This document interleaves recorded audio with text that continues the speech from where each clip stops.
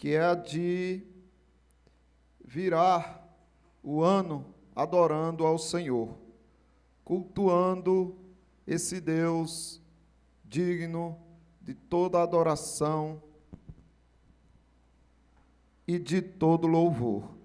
Eu peço aos irmãos que abram a palavra de Deus no livro de Jeremias. O livro de Jeremias. O título do sermão é uma pergunta. O quanto você sabe o que te é melhor? Você sabe dizer o que é melhor para você neste ano de 2025?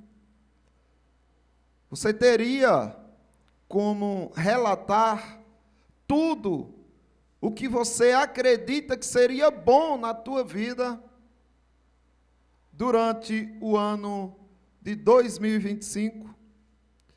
Vamos ler a palavra de Deus no livro de Jeremias, capítulo 29. Nós vamos fazer uma leitura do versículo 10 ao versículo 13, que diz assim a palavra de Deus. Assim diz o Senhor, logo que se cumprirem para a Babilônia 70 anos, atentarei para vós outros e cumprirei para convosco a minha boa palavra, tornando a trazer-vos para este lugar. Eu é que sei que pensamentos tenho a vosso respeito, diz o Senhor. Pensamentos de paz e não de mal, para vos dar o fim que desejais. Então me invocareis e passareis a orar a mim, e eu vos ouvirei. Buscar-me-eis e me achareis, quando me buscardes de todo o vosso coração. Você é uma criancinha de 1 aninho de idade, aos olhos de Deus.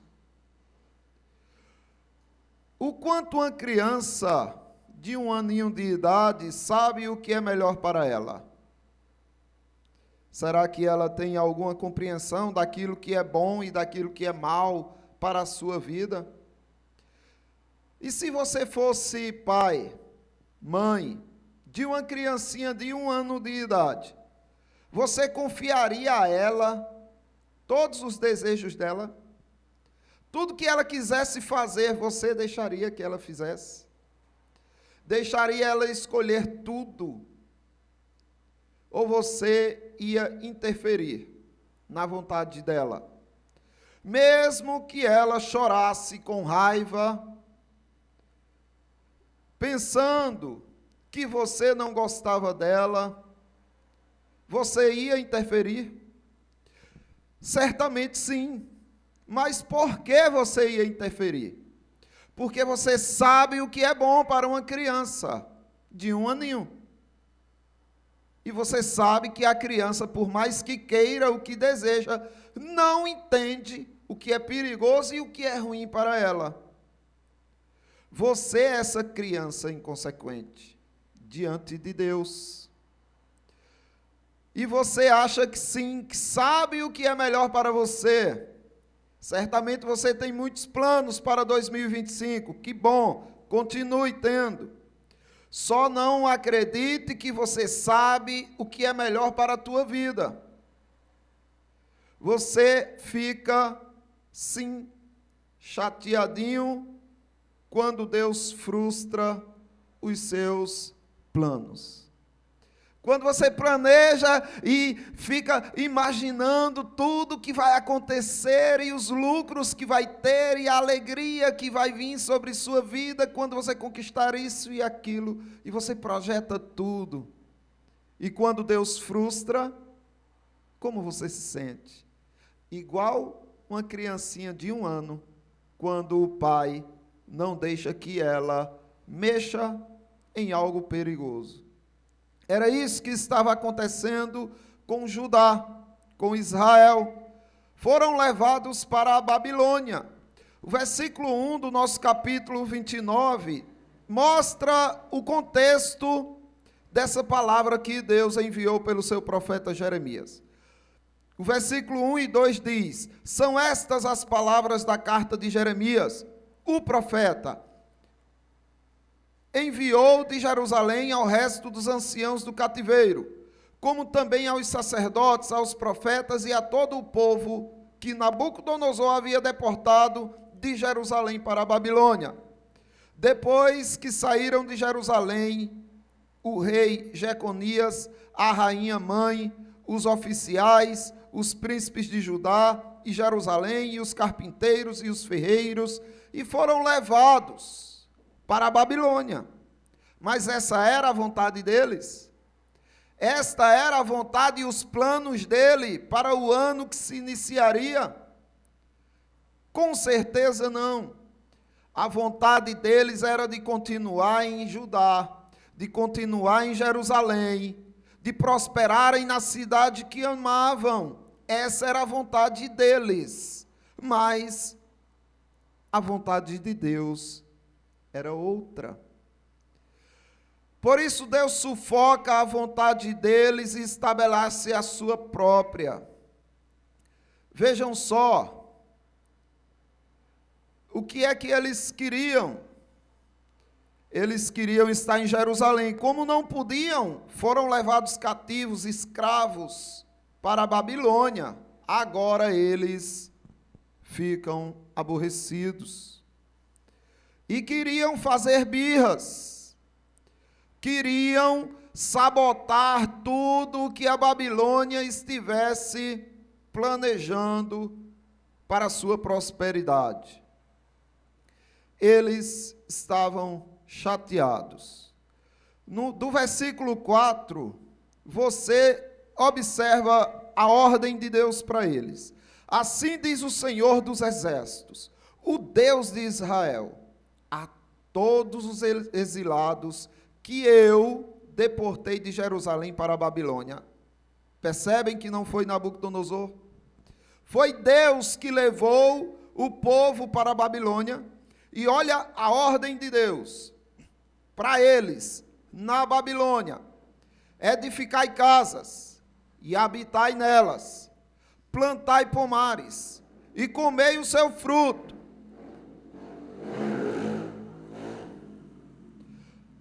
tomai esposas e gerai filhos e filhas, tomai esposa para os vossos filhos e dai vossas filhas a maridos, para que tenham filhos e filhas. Multiplicai-vos aí, e não vos diminuais. Procurai a paz da cidade, para onde vos desterrei, e orai por ela ao Senhor, porque na sua paz vós tereis paz. Então aqui o povo estava sendo convocado, ordenado a trabalharem pela prosperidade da Babilônia. Quais eram os interesses do povo? O interesse do povo era ficar em Jerusalém. Deus não deixou. Aí eles vão para a Babilônia. Então, certamente, agora, já que não tem nada de bom aqui para nós, já que a Babilônia não é nossa terra, vamos fazer com que ela não prospere. Aí Deus diz: não, vocês vão fazer com que ela prospere. Então você observa que os desejos deles parece que eram inconsequentes. Havia uma busca por conformação dos desejos. Olha só o que eles faziam. Agora eles selecionavam, escolhiam profetas que falassem o que eles queriam ouvir. Eles queriam ouvir coisas boas, de que voltariam logo para a terra que pertencia a eles, que Deus ia pesar a mão na Babilônia. Era isso que eles queriam ouvir, e selecionavam esses profetas. E olha o que Deus diz do versículo 8 e 9. Porque assim diz o Senhor dos Exércitos, o Deus de Israel: não vos enganem os vossos profetas que estão no meio de vós, nem os vossos adivinhos, nem deis ouvidos aos vossos sonhadores, que sempre sonham segundo o vosso desejo. Porque falsamente vos profetizam eles em meu nome. Eu não os enviei, diz o Senhor. Então aqui está o contexto dessa passagem tão bonita que você ouve a respeito de Deus.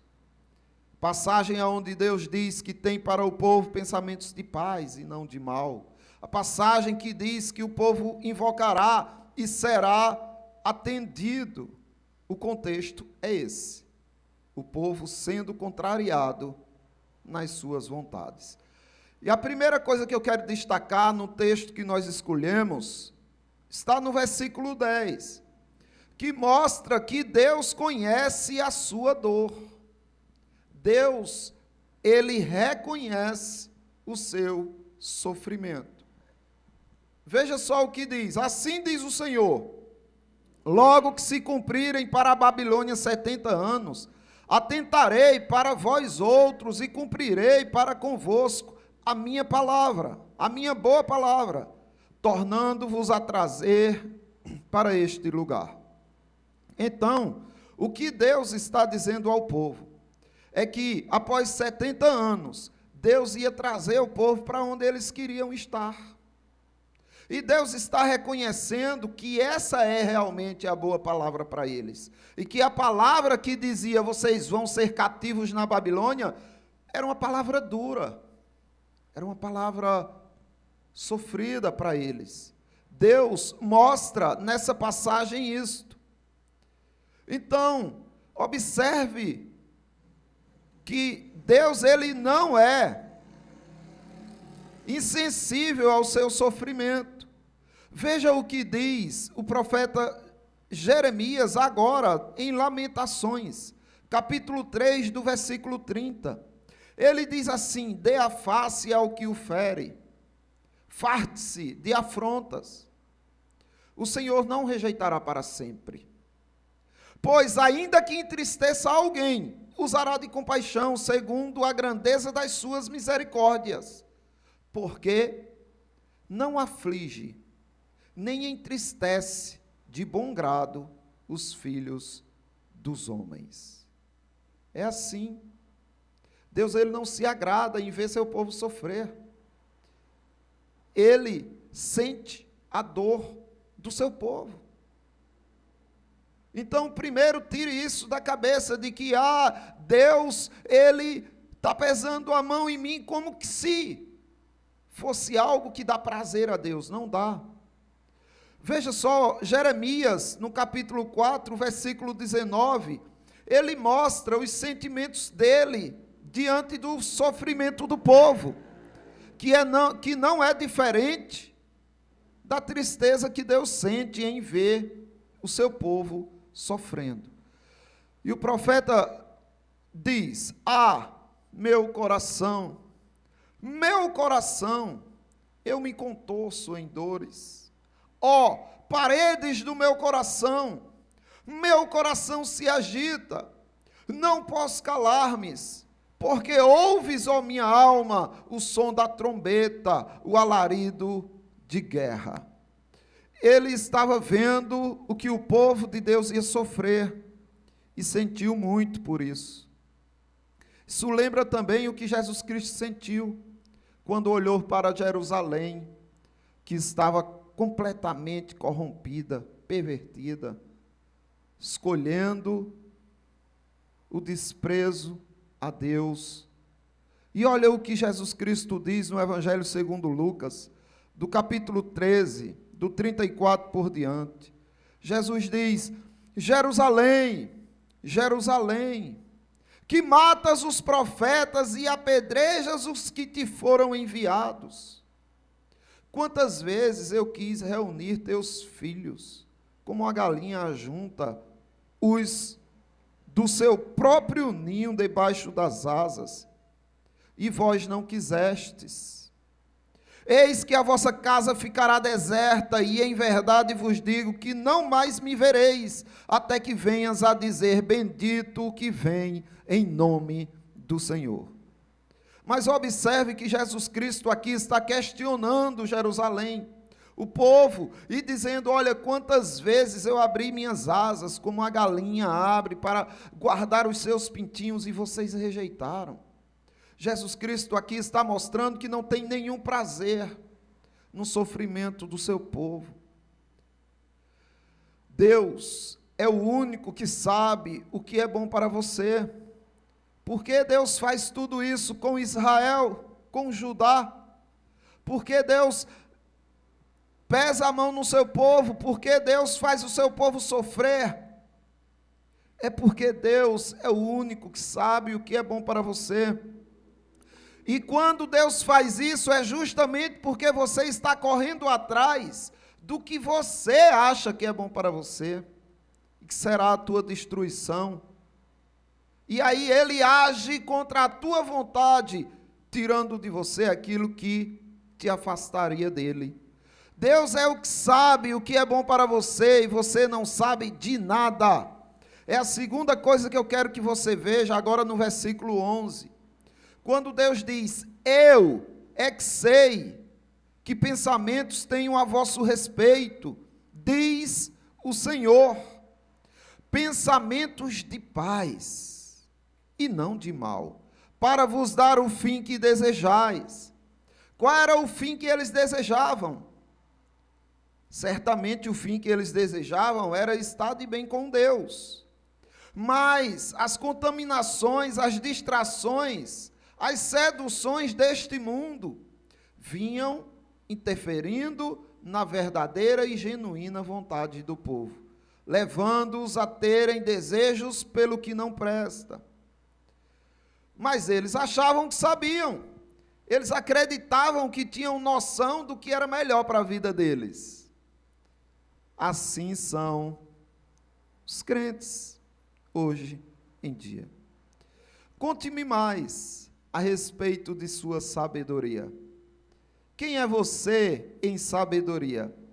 Olha só, eu quero trazer para aqui o que Zofar revela a respeito da sabedoria do homem, o amigo de Jó. E não pense que os amigos de Jó erraram na doutrina. Não, o que eles falaram da doutrina é correto. Eles só aplicaram errado a doutrina. Então, quando eles falavam do juízo de Deus, eles estavam falando correto, mas eles estavam aplicando o juízo de Deus a Jó. E eles pecavam porque atribuíam pecado a Jó. Mas, no que diz respeito à doutrina, eles falavam corretamente. Jó 11, o versículo 12 diz assim, mas o homem estúpido se tornará sábio. Sabe quando? Quando a cria de um asno monteis nascer um homem. Quando da cria de um asno monteis nascer um homem, então um estúpido será sábio. Agora Jeremias, ele já faz um confrontamento, comparando a sabedoria de Deus com a sabedoria do homem. E no capítulo 10, do versículo 6, ele diz, ninguém há semelhante a ti, ó Senhor, tu és grande, e grande é o poder do teu nome. Quem te não temeria a ti? Ó Rei das nações, pois isto é a ti devido, porquanto entre todos os sábios das nações e em todo o seu reino, ninguém há semelhante a ti. Mas eles todos se tornaram estúpidos e loucos. Seu ensino é vão e morto, como um pedaço de madeira. Assim são os homens que se acham sábios, e que pensam que conhecem a respeito do que é bom para as suas vidas. mas conhecem tão bem que quando Deus tira, eles se zangam, como se eles soubessem mais do que Deus. E a Bíblia chama esse tipo de sabedoria de estúpida. Ainda Zofar, agora no capítulo 11, do versículo 7 e 8, ele diz: porventura desvendarás os arcanos de Deus, ou penetrarás até a perfeição do Todo-Poderoso? Tem como você desvendar os decretos, desvendar os mistérios de Deus, os arcanos de Deus, e tem como você penetrar na perfeição do Todo-Poderoso? Como as alturas dos céus é a sua sabedoria, que poderás fazer? Mais profunda é ela do que o abismo, que poderás saber? Essa é a sabedoria do seu Deus. E aí Isaías, no capítulo 55, versículo 9, diz: porque assim como os céus são mais altos do que a terra, assim são os meus caminhos, mais altos do que os vossos caminhos, e os meus pensamentos mais altos do que os vossos pensamentos.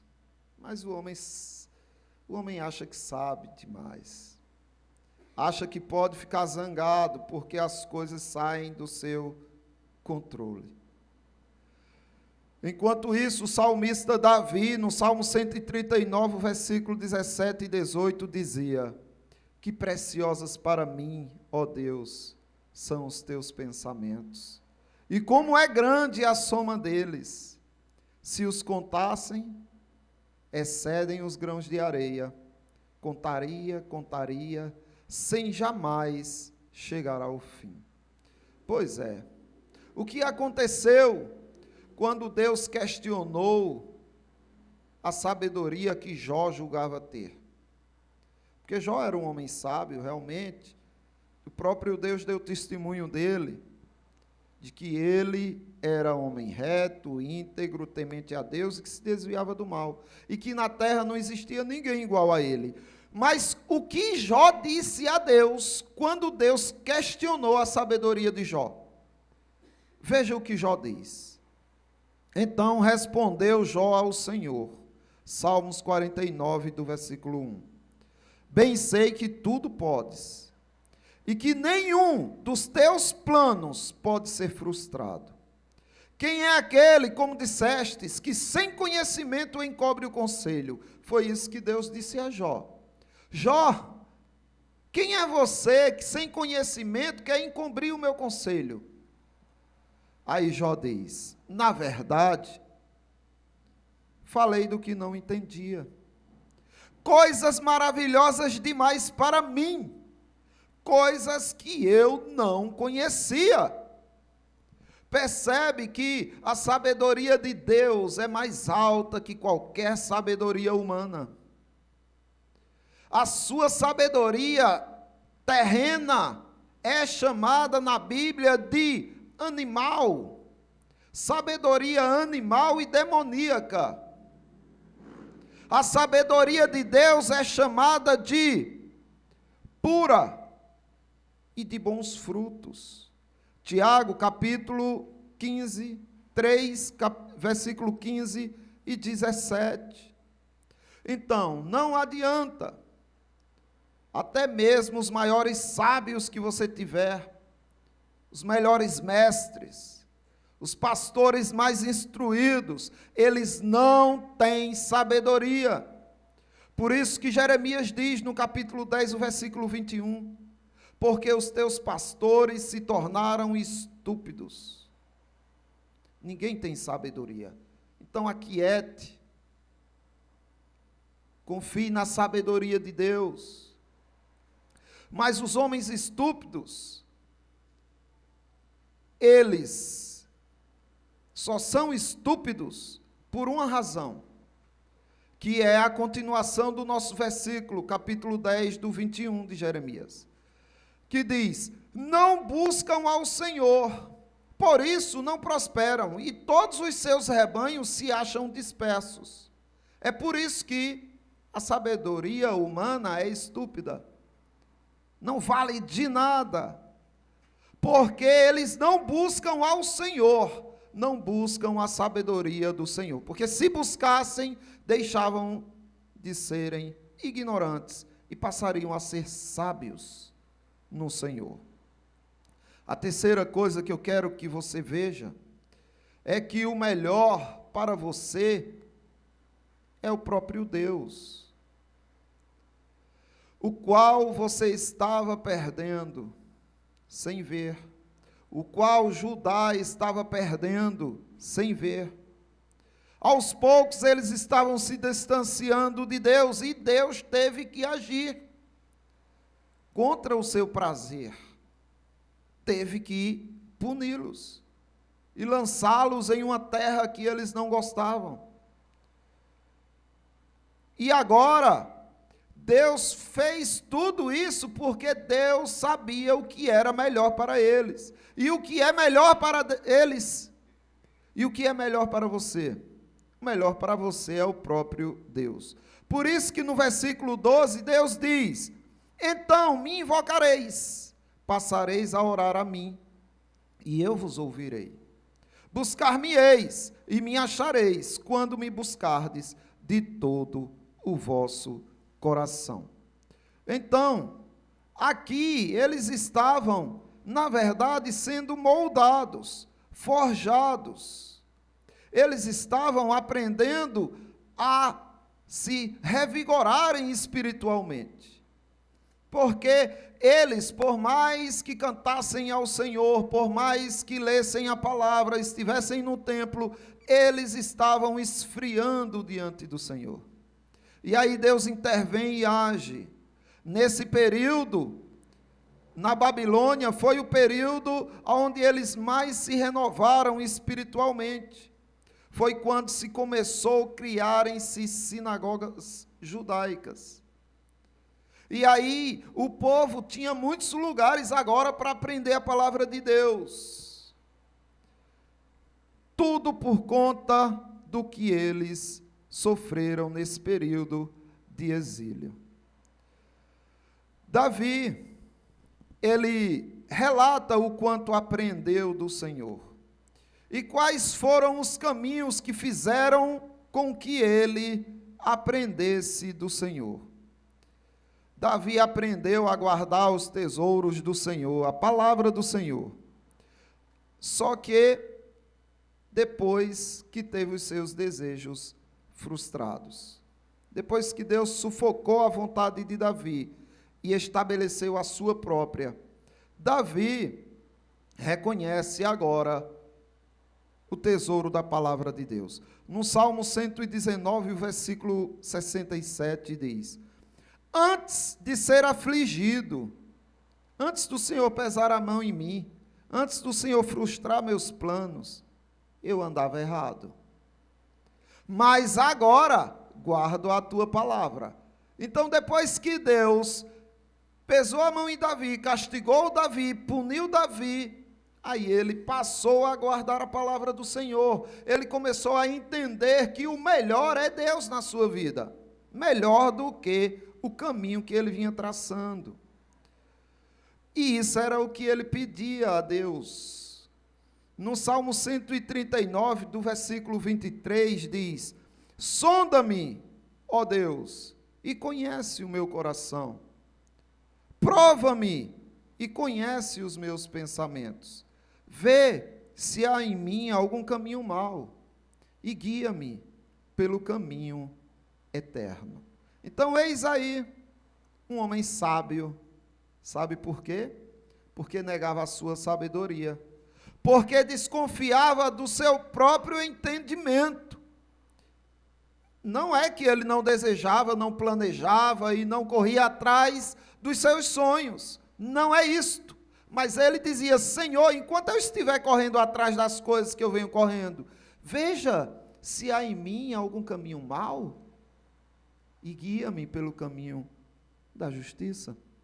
Você percebe a segurança e a confiança de Davi onde estava? O exemplo também é a respeito do apóstolo Paulo, que foi agraciado por Deus com uma revelação que ninguém mais teve, só ele. Quando ele diz assim, na sua segunda epístola aos Coríntios, do capítulo 12, a partir do versículo 4, ele diz: foi arrebatado ao paraíso e ouviu palavras inefáveis, as quais não é lícito ao homem referir. Então ele não pode dizer para ninguém o que ouviu lá. De tal coisa me gloriarei? Não, porém, de mim mesmo, salvo nas minhas fraquezas. Então observe, Paulo não confiava na sua força, na sua capacidade. Pelo contrário, ele se gloriava na sua fraqueza, porque na sua fraqueza ele entendia que dependia do Senhor. Aí você diz: nossa, como Paulo, não é, tinha uma consciência apurada. Não antes de ser afligido, também. Observe do versículo 7 agora o que ele diz: e para que não me ensoberbecesse com a grandeza das revelações, foi-me posto um espinho na carne, um mensageiro de Satanás, para me esbofetear, a fim de que não me exalte. Percebe? Depois que ele foi severamente perseguido, afligido, ele começa a entender que tudo isso era para que ele não seguisse o caminho da soberba, o caminho da sabedoria humana, que é bestial e demoníaca. E agora, ele diz: olha, eu, na minha aflição, aprendi a não ser soberbo. Então, deseje você também a correção de Deus. Deseje que os seus irmãos te corrijam. É muito triste quando o irmão vai corrigir o outro, mostrar o caminho que o outro está seguindo, que não é de acordo com a palavra de Deus, e o irmão que está sendo corrigido se zanga, fica chateado. Ao invés de glorificar a Deus porque alguém apontou o erro que ele estava seguindo, não, fica chateado. E aí o que acontece? Deus vai ter que agir, já que ele não quis ouvir o profeta de Deus, aquele que leva a palavra escrita de Deus para corrigi-lo. Deseje a correção de Deus, deseje a correção dos seus irmãos. O Salmo 141, do versículo 3 diz: põe guarda, Senhor, na minha boca, vigia a porta dos meus lábios. Ele não confiava em si mesmo. Não permitas que o meu coração se incline para o mal, para a prática da perversidade na companhia dos homens que são malfeitores, e não coma eu das suas iguarias. Olha só o que ele diz: fira-me o justo. Ele está pedindo para os justos ferirem ele. Fira-me o justo. Será isso mercê? Repreenda-me, será como um óleo sobre a minha cabeça, a qual não há de rejeitá-lo. Quem é que pede isso hoje em dia? Quais são os seus pedidos para o ano de 2025? Quantos pediram para serem corrigidos? Quantos pediram para serem feridos pelo justo? E aí ele conclui dizendo: continuei a orar enquanto os perversos praticam maldade. Meus irmãos, só existem dois caminhos neste ano que se inicia. Aquele que você vai escolher vai determinar quem você de fato é. Aquele caminho ao qual você se submeter, o caminho que você aceitar com alegria vai determinar o fim daquilo que você terá durante o ano 2025. Se você vai ser sábio em Deus, ou se você vai ser um estúpido no mundo. Os sábios em Deus, eles entendem que Deus reconhece a sua dor, eles entendem que a dor é causada pelo propósito de Deus, mas eles reconhecem que Deus está fazendo. Os sábios em Deus também entendem que Deus sabe o que é melhor para a sua vida. Então eles planejam, correm atrás, se esforçam, oram para Deus abençoar. Mas quando as coisas não dão certo, quando não saem como eles planejaram, eles glorificam a Deus, confiantes de que Deus sabe o que é melhor para eles. E por último, os sábios entendem que Deus faz tudo o que faz para te livrar da morte, para te livrar do mal, para te livrar do inferno. Ele te ama. Por isso, Ele não vai deixar você fazer o que bem quiser com a sua vida. Afinal de contas, diante de Deus, você só tem 1 aninho de idade, não sabe escolher nada, mas Ele sabe escolher por você. Deus abençoe os irmãos e que a palavra de Deus esteja aplicada no coração de cada um. Neste momento, nós vamos ter a celebração da mesa do Senhor, a Santa Ceia, e eu peço aos irmãos que estejam em espírito de oração para que o Senhor nosso Deus nos abençoe neste momento tão santo, tão solene.